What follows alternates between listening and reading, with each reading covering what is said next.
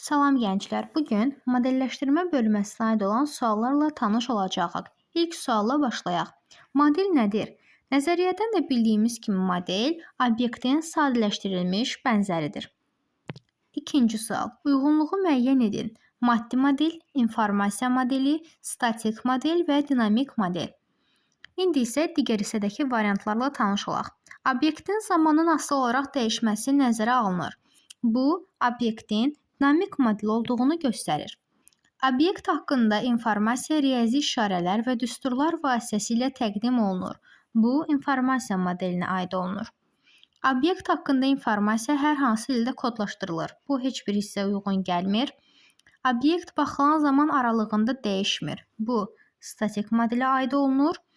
Obyektin həndəsi, fiziki və başqa xassələri maddi formada əks etdirilir. Bu isə maddi modelə aiddir. Yəni 1Y, 2B, 3D, 4A.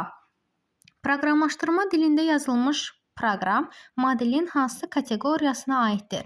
Proqramlaşdırma dilində yazılmış proqrama Python proqramlaşdırma dilində yazılmış proqrama aid edə bilərik. Bu isə kompüter modelinə aiddir. Doğru cavabımız D bəndidir.